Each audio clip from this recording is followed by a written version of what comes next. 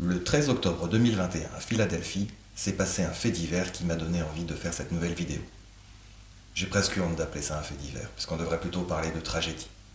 Dans un train, au milieu d'une douzaine de passagers, une femme a été violée sans que personne n'intervienne. Plus proche de nous, en janvier 2022, en France, il s'est passé ça. Personne n'est venu à son secours et il est mort dans l'indifférence générale. René Robert, âgé de 84 ans, est donc décédé dans le quartier de la place de la République à Paris après une chute potentiellement victime d'un malaise. Le photographe est resté au sol pendant plusieurs heures sans que personne ne s'arrête. C'est un SDF finalement qui a appelé les pompiers. Il était trop tard. Aujourd'hui, nous allons donc parler d'un des effets qui m'a donné envie d'étudier la psychologie sociale, à savoir l'effet témoin ou l'effet spectateur. L'effet spectateur, vous l'aurez compris, c'est le fait que le comportement d'un individu soit inhibé par la simple présence d'autres personnes. En fait, différentes expériences montrent même que la probabilité d'apporter de l'aide à quelqu'un qui en a besoin est inversement proportionnelle au nombre de témoins présents, ou supposés présents, parce qu'il est d'ores et déjà important de comprendre qu'il n'est pas nécessaire d'être objectivement et physiquement au milieu d'une foule de personnes. Il n'est pas nécessaire de voir les autres. Et il n'est pas non plus nécessaire d'avoir établi un contact quel qu'il soit avec les gens qui nous entourent pour que l'effet spectateur se manifeste. Le simple fait de savoir que d'autres personnes sont présentes, ou même le fait de les imaginer, suffit à modifier notre comportement. Mais comment expliquer qu'un animal social comme l'être humain puisse finalement adopter un comportement semblant aussi individualiste ? Alors peut-être que certains d'entre vous auront envie d'incriminer les jeux vidéo, la télévision, les smartphones ou les réseaux sociaux. Mais une des premières manifestations marquantes de l'effet spectateur que l'on peut évoquer est le viol et le meurtre d'une femme devant 38 personnes à New York en 1964. Suite à cette atrocité, les travaux que Darley et Latané ont entamés nous ont permis de mieux comprendre ce phénomène. Dans la plupart des études sur le sujet, le protocole expérimental vise à réunir un sujet avec d'autres personnes, qui sont souvent des complices de l'expérimentateur, auquel on a demandé de rester passive lorsque l'on exposera le sujet à une situation d'urgence.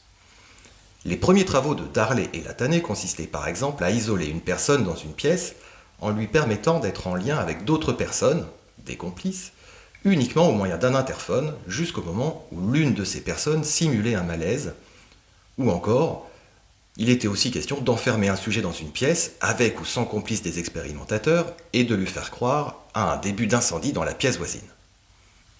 Les chercheurs mesuraient alors le taux de sujets qui s'engageaient effectivement dans une démarche objective de secours et le temps mis pour initier cette démarche. Ils ont ainsi mis en évidence que lorsqu'une personne se croit seule, elle vient en aide à l'individu qui simule le malaise dans 80% des cas. Alors que lorsqu'elle pense être en présence de 5 autres personnes, moins de la moitié des personnes participantes interviennent. Darley et Latané ont également mesuré dans diverses expériences que le temps d'intervention ou de réaction était d'autant plus long que le groupe était grand. Mais comment ça marche l'effet spectateur ? Alors 3 explications ont été apportées assez rapidement par les scientifiques à l'effet spectateur. La première explication est la dilution des responsabilités. C'est-à-dire que chaque témoin va se poser la question de savoir pourquoi lui ou elle devrait agir et assumer les conséquences de leurs actes, alors que les autres ne font rien. Finalement, on se pose la question, mais pourquoi moi plutôt que les autres ? La deuxième explication est la peur de l'évaluation.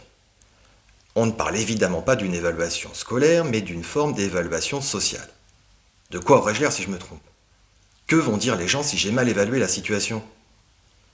C'est donc la peur d'avoir l'air ridicule aux yeux des autres témoins, l'envie de paraître plus courageux, plus stoïque, maître de ses nerfs en faisant preuve de sang-froid dans des situations d'urgence, qui nous pousserait paradoxalement à ne pas réagir. Ici encore, cet effet augmente avec le nombre de témoins. Cependant, lorsque le sujet est entouré d'autres témoins qu'il connaît bien, un groupe d'amis par exemple, l'effet de témoin diminue, voire disparaît. Et enfin, la troisième explication à l'effet spectateur est l'influence sociale. Pour bien comprendre cette notion, il est important de se souvenir que nous agissons la plupart du temps en pilote automatique. Nous ne réfléchissons pas réellement à la manière dont nous évoluons, car nous fonctionnons pour toutes les activités courantes grâce à des schémas cognitifs. Alors sans entrer dans le détail d'un sujet qui pourrait faire l'objet de plusieurs podcasts à lui seul, les schémas cognitifs sont une sorte de trame d'action ou de pensée que nous utilisons inconsciemment pour agir ou réfléchir de façon rapide et économique, avec le moins d'efforts possible dans des situations connues. Ces trames d'action ou de réflexion sont issues de notre expérience ou de nos connaissances, et peuvent être plus précisément définies comme des structures cognitives spécifiant les propriétés générales d'un objet ou d'un événement, en abandonnant tout aspect spécifique ou contingent. En fonction des auteurs et des disciplines, on les appelle par exemple des schèmes, chez Piaget, des plans, des scripts, des scénarios, des MOPS ou des savoir-faire. Pour illustrer ce qu'est un schéma cognitif, on peut choisir le script du restaurant, c'est-à-dire comment nous nous comportons lorsque l'on va au restaurant. Eh bien parfois on réserve au préalable, puis on entre dans le restaurant, on attend que l'on nous accueille, que l'on nous place, on choisit notre repas sur la carte, on mange, on paye et on s'en va. Voilà. C'est le script, un peu grossier, du restaurant. Dans notre vie quotidienne, nous utilisons presque en permanence des schémas cognitifs tels que celui-ci. Pour marcher, pour conduire, pour raconter des histoires, pour rentrer chez soi. Cela permet une économie cognitive et il serait de toute façon impossible d'évoluer convenablement si nous devions être attentifs à tout en permanence. C'est parce que nous avons déjà été confrontés d'une manière ou d'une autre à certaines situations que nous avons pu élaborer des schémas d'action ou de réflexion nous permettant d'être plus efficaces, plus autonomes, plus adaptés. Les situations d'urgence sont par définition exceptionnelles, et il est heureusement rare pour la plupart d'entre nous d'être confrontés à un accident, une agression ou un sinistre. Et pour ces raisons, nous n'avons pas de schéma d'action préétabli. Dans ces conditions, nous allons faire ce que l'être humain sait faire de mieux, observer la réaction des autres personnes présentes pour savoir comment réagir ou réfléchir. Et de ce point de vue, il y a donc une part de conformisme qui expliquerait l'effet spectateur. Et finalement, alors que la situation réclamerait une réaction rapide, chacun va observer la réaction des autres dans une forme d'attentisme qui deviendra la norme face à cet événement inhabituel. Et c'est probablement parce que certaines personnes sont habituées à ce type de situation, les pompiers, les policiers, les militaires, les médecins, les infirmières, qu'elles interviennent en général mieux et plus rapidement. C'est en tout cas ce que montrent différentes études lorsque le témoin se sent compétent ou impliqué vis-à-vis de la situation d'urgence. En réalité, au-delà de la simple rupture de schéma cognitif, c'est l'ambiguïté de la situation qui serait au centre de l'effet spectateur. En effet, c'est parce que la situation est ambiguë qu'elle peut être interprétée de différentes façons, et que l'on peut hésiter quant à la pertinence d'intervenir ou non. C'est parce que la situation est ambiguë que notre état d'alerte n'est pas activé, ce qui ne nous pousse pas à agir. Et enfin, c'est parce que la situation est ambiguë que chacun va regarder les autres pour savoir quoi faire, ce qui va engendrer un moment de flottement et une norme d'inaction. Dans ce contexte d'incertitude et d'ambiguïté, notre cerveau qui se trouve dans une position très inconfortable qui correspond à un état de dissonance cognitive, cherchera à trouver une raison à notre passivité pour la légitimer. On appelle cela rationaliser. C'est à ce moment qu'on se dira que si personne n'agit, c'est qu'il n'y a pas de raison d'agir, ou que l'on doit mal interpréter la situation, ou alors que l'on n'a pas le temps, ou enfin que la victime a certainement bien mérité ce qui lui arrive. Mais bien entendu, comme toujours en psychologie sociale, rien n'est toujours aussi binaire. Et on connaît des facteurs qui peuvent majorer ou diminuer l'effet spectateur. On peut évoquer par exemple l'importance du danger. Plus le danger est grand, moins l'aide est importante. Certaines études ont par exemple montré que la probabilité de recevoir de l'aide est plus importante lorsque l'on se fait agresser par un gringalet que lorsque l'agresseur est imposant. Cet effet est modulé par la possibilité pour la personne qui souhaite intervenir de recevoir du soutien de la part d'autres personnes. Et enfin, parmi les autres facteurs pronostiques, on peut évoquer le danger pour le témoin. S'il se sent mis en danger par la situation, la probabilité de porter assistance augmente en allant chercher de l'aide.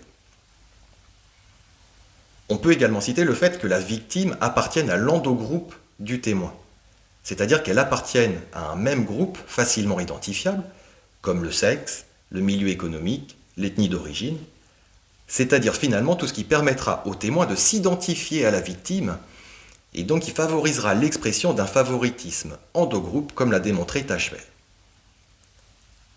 Et enfin, comme autre facteur pronostic, on peut citer le contexte, tel que le temps disponible pour le témoin, c'est-à-dire si le témoin est pressé ou non, alors que les croyances et la personnalité sont faiblement pronostiques. On peut également noter que les hommes interviennent davantage pour porter assistance aux femmes que l'inverse. Et en fait, la décision d'intervenir face à une situation se déroule en plusieurs étapes.